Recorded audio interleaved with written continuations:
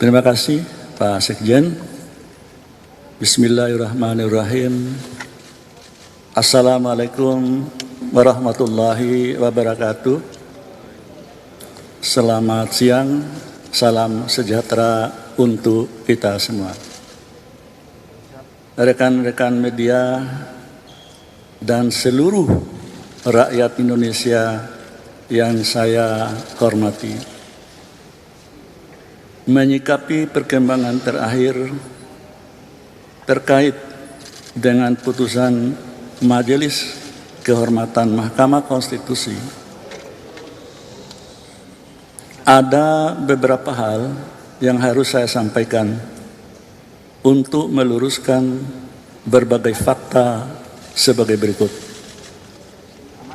1. Sesungguhnya saya mengetahui dan telah mendapatkan kabar bahwa upaya untuk melakukan politisasi dan menjadikan saya sebagai objek di dalam berbagai putusan Mahkamah Konstitusi dan putusan Mahkamah Konstitusi terakhir maupun tentang rencana pembentukan Majelis Kehormatan MK telah saya dengar sebelum Mahkamah Konstitusi MK terbentuk.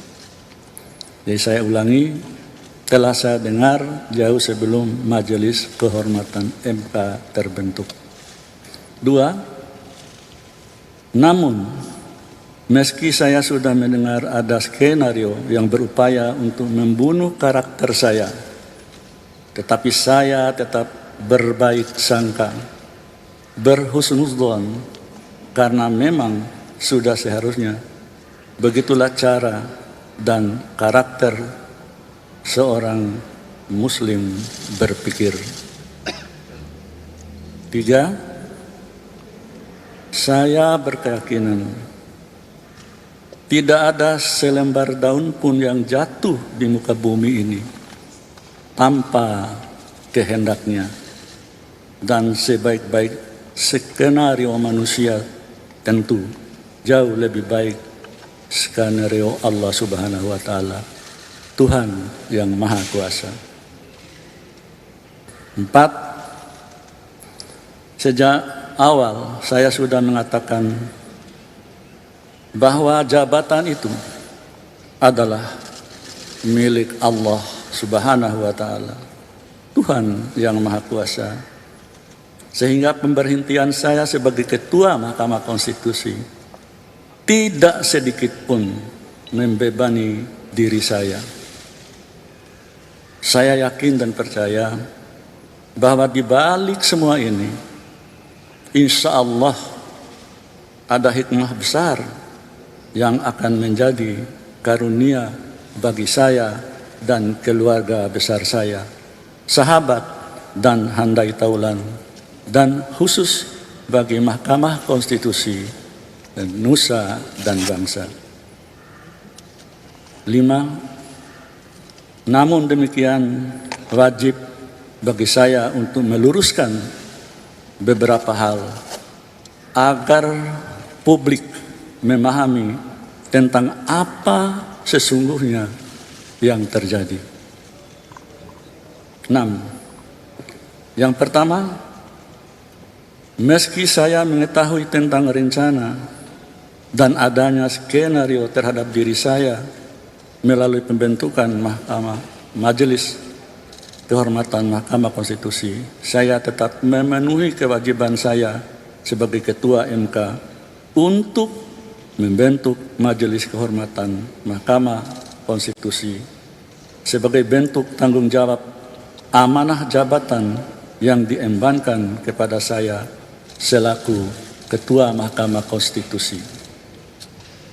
7. Yang kedua, saya menyayangkan proses peradilan etik yang seharusnya tertutup sesuai dengan peraturan Mahkamah Konstitusi dilakukan secara terbuka. Hal itu secara normatif tentu menyalahi aturan dan tidak sejalan dengan tujuan dibentuknya Majelis Kehormatan yang ditujukan untuk menjaga keluhuran dan martabat hakim konstitusi, baik secara individual maupun secara institusional. Kedelapan, begitu pula halnya tentang putusan Majelis Kehormatan Mahkamah Konstitusi. Meski dengan dalih melakukan terobosan hukum dengan tujuan mengembalikan citra Mahkamah Konstitusi di mata publik, hal tersebut tetap merupakan pelanggaran norma terhadap ketentuan yang berlaku. Namun, sebagai Ketua Mahkamah Konstitusi saat itu, saya tetap tidak berupaya untuk mencegah atau intervensi terhadap proses atau jalannya persidangan Majelis Kehormatan Etik yang tengah berlangsung. 9, yang merupakan ketiga, penting untuk diketahui dan dipahami oleh seluruh masyarakat Indonesia bahwa saya adalah hakim konstitusi yang berasal dari Mahkamah Agung yang telah meniti karir sejak tahun 1985.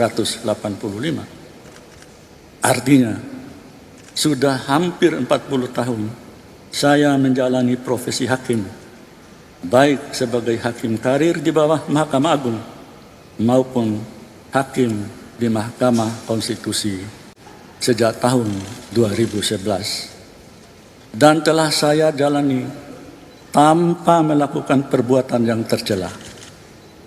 Saya tidak pernah berurusan dengan komisi yudisial atau badan pengawas Mahkamah Agung. Juga tidak pernah melanggar etik sebagai hakim konstitusi sejak diberi amanah pada tahun 2011. Ke-10, yang merupakan bagian keempat. Saya menyadari dengan sepenuh hati ketika menangani perkara pengujian undang-undang pemilu, khususnya terkait dengan batas usia capres dan cawapres, perkara tersebut sangat kuat nuansa politiknya. Namun, sebagai hakim konstitusi yang berasal dari hakim karir, saya tetap patuh terhadap asas dan ketentuan hukum yang berlaku. Sedari awal, sejak menjadi hakim dan hakim konstitusi, saya mengatakan bahwa jika seorang hakim memutus tidak berdasarkan suara hati nuraninya, maka sesungguhnya dia sedang menghukum dirinya sendiri. Dan pengadilan tertinggi sesungguhnya adalah pengadilan hati nurani.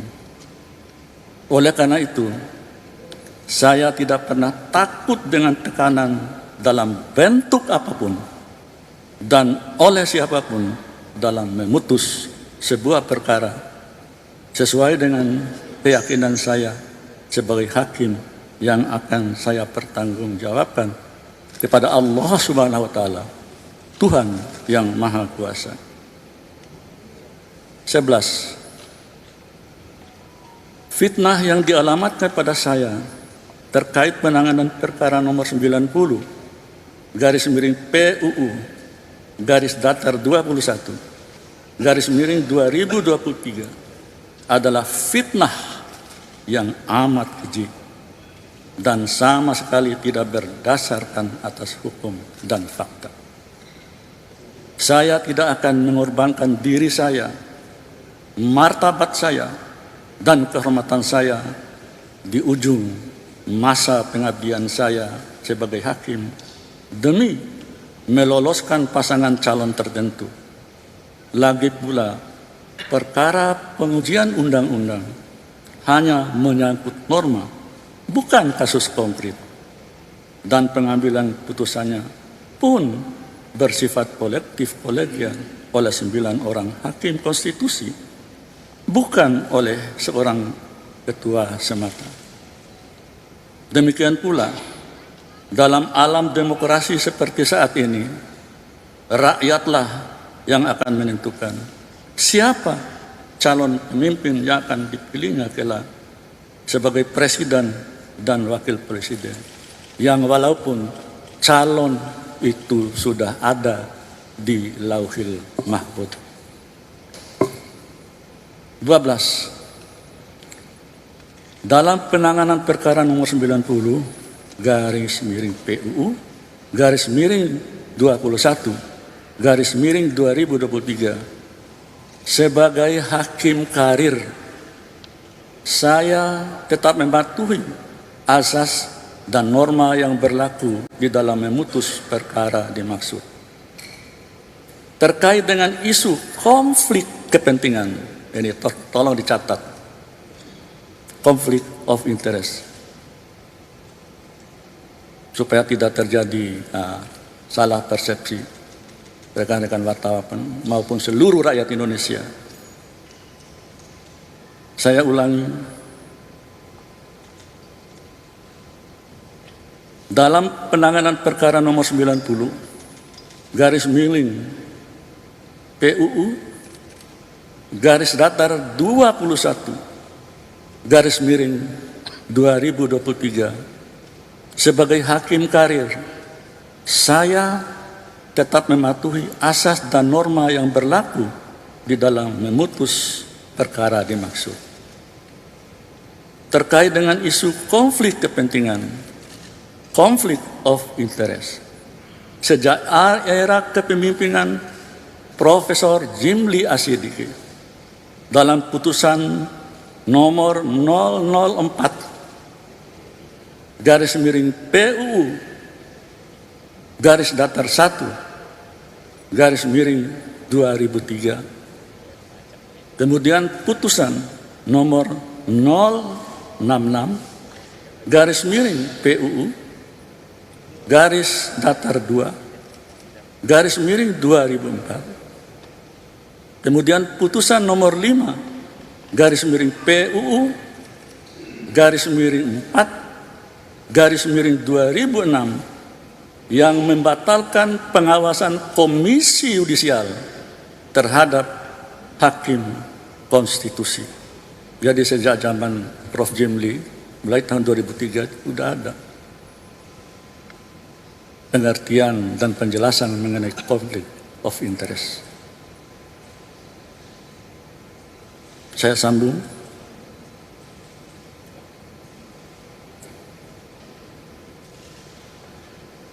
Putusan nomor 48 garis miring PUU garis miring 9 garis miring 2011, kemudian putusan nomor 49 garis miring PUU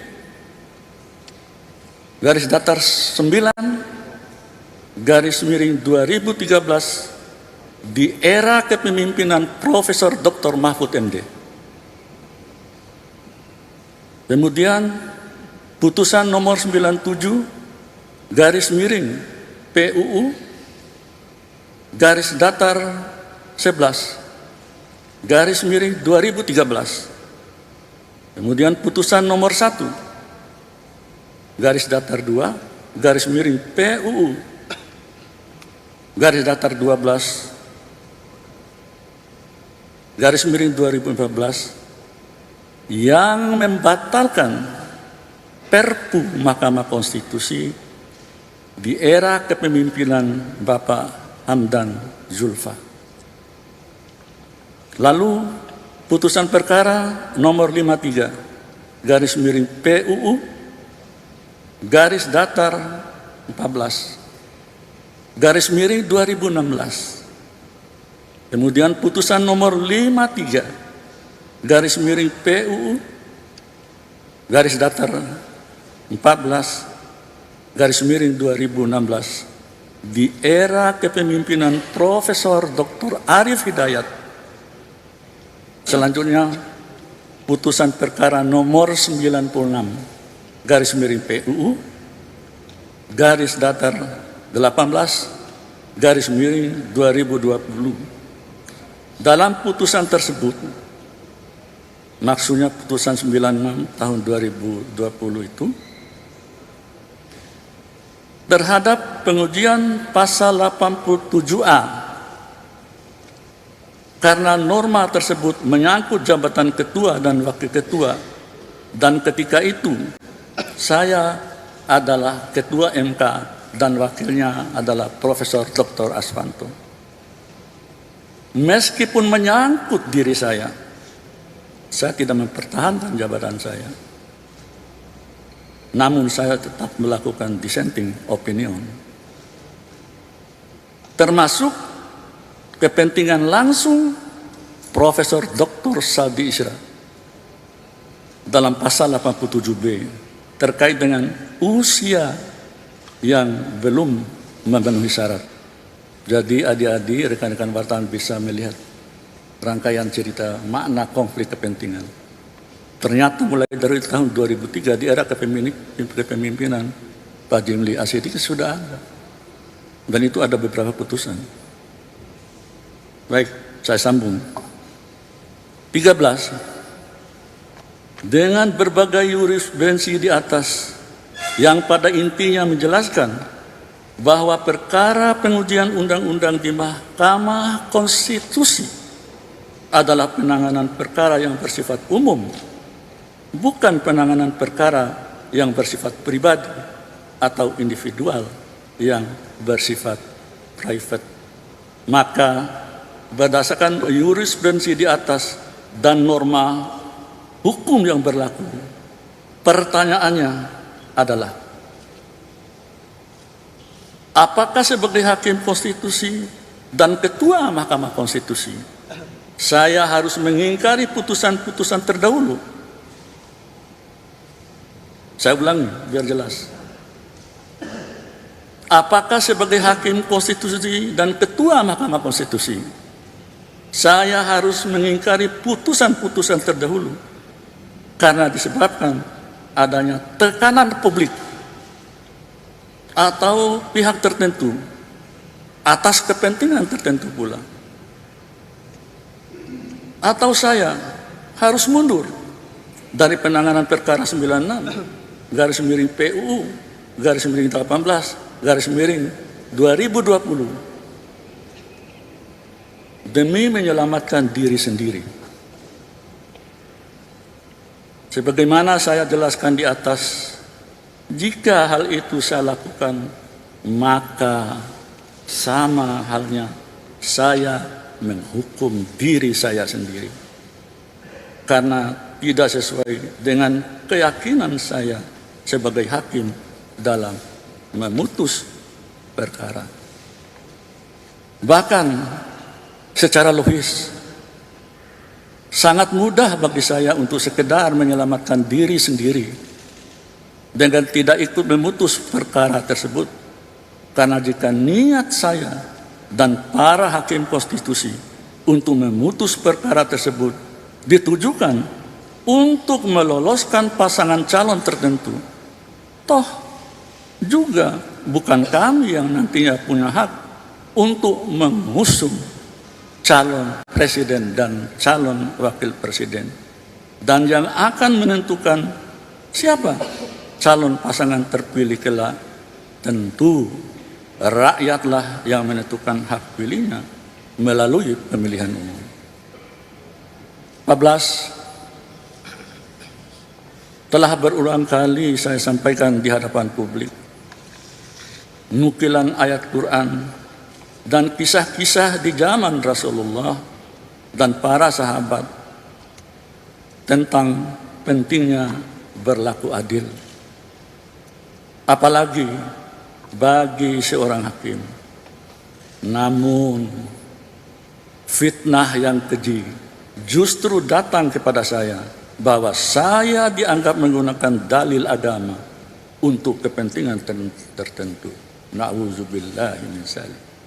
Padahal hal tersebut saya lakukan karena merupakan keyakinan saya sebagai seorang muslim dan berlatar belakang yang merupakan alumni pendidikan guru agama.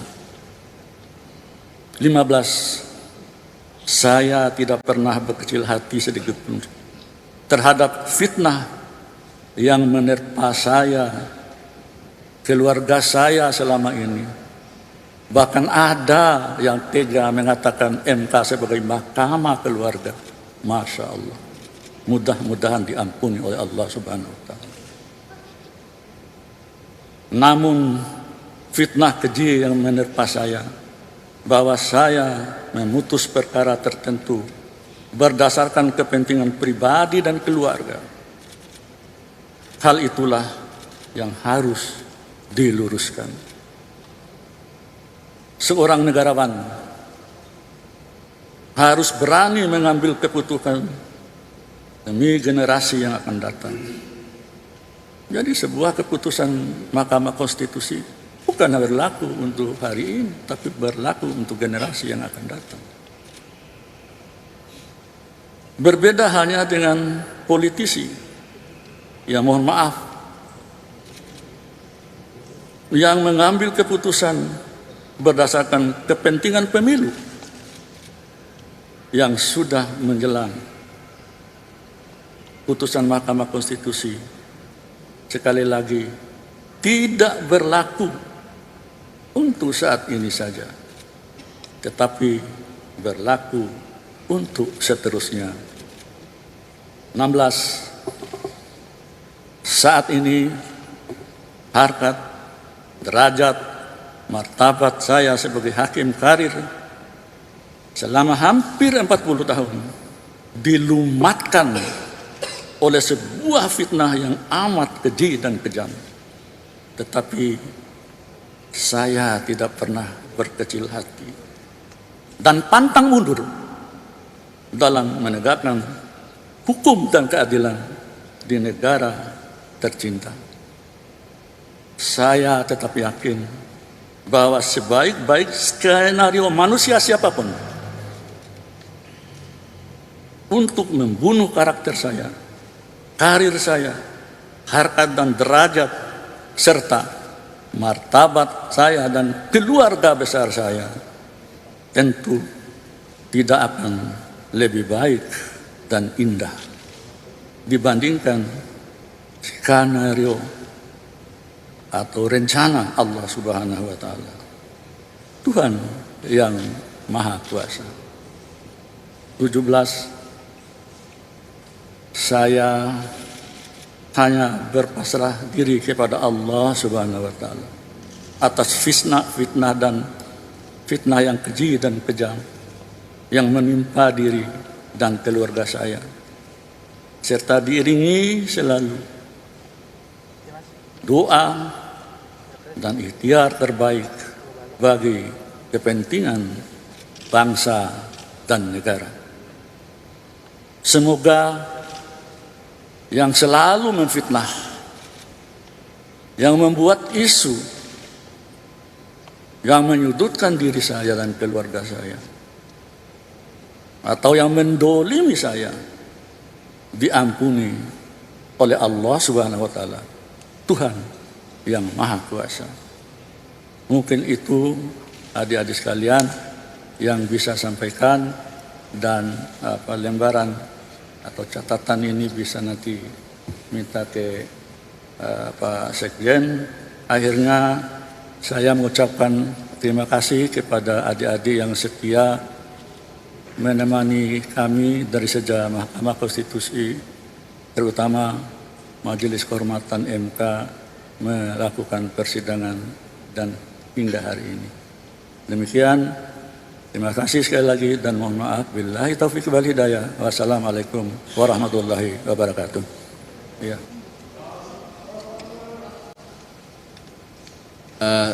Terima kasih teman-teman pers, terima kasih Prof. Anwar. Demikian respon Prof. Anwar atas putusan MK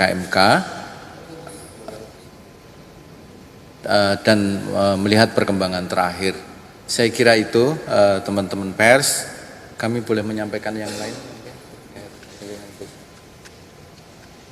Ya.